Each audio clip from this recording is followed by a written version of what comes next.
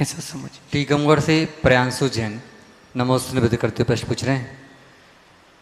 कल मैं आचार्य भगवान विमर्श सागर जी महाराज की बहनों की बिनौली में गया था। बिनौली में बड़े भव्य तरीके से निकली।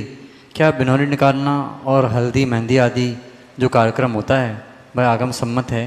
तीर्थंकर भगवान को देव पालकी में वन में ले जाते हैं। इसको छोड़कर मुझे जलूस का वर्णन और कहीं नहीं मिला। कृपया समाधान करें कि ये सही है या नहीं। देखिए, एक बात ध्यान रखें कि हर चीज़ आपको आगम में नहीं मिलेगी।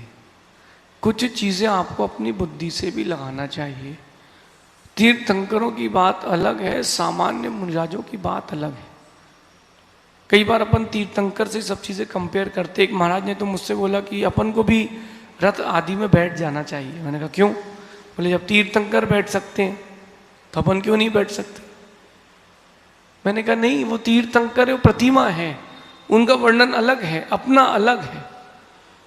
ये पंचम काल के मुनिराज है, वो चतुर्थ काल के महामुनिराज थे। दोनों में डिफरेंस है।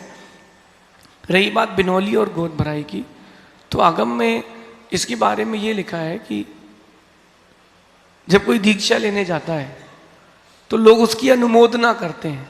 अब वो अनुमोदना कितने प्रकार की होती है ये इसके बारे में नहीं लिखा। हो सकती है चाहे बिनौली निकले चाहे वग्गी निकले, वो इसीलिए है कि धर्म की अधिक प्रभावना हो, लेकिन उसमें प्रभावना में अहिंसक वृत्ति भी रहे, इसका ध्यान रखें।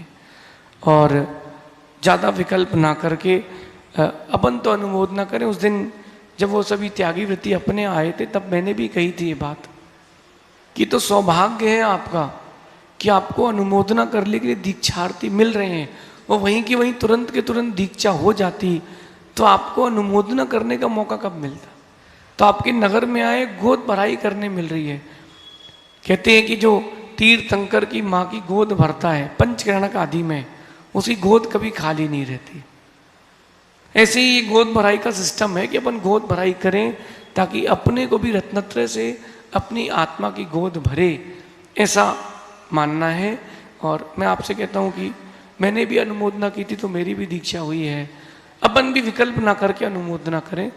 और बहुत सारी चीज़ें आगम में नहीं मिलती, अपन को तात्कालिक परिप्रेक्ष्य में लेना चाहिए। बाकी दीक्षार्थी जो हों वो वैरागी ही हों, वो उस बिनौली के अनुरागी ना हो, इसका भी ध्यान रखें। पता चला जहाँ फोटो खिंच रही है वहीं मुस्कुरा रहे हैं तो समझ में आता है कि वैरागी अभी वैरागी नहीं है। दोनों के लिए उपदेश है, ऐसा समझ। भिंड से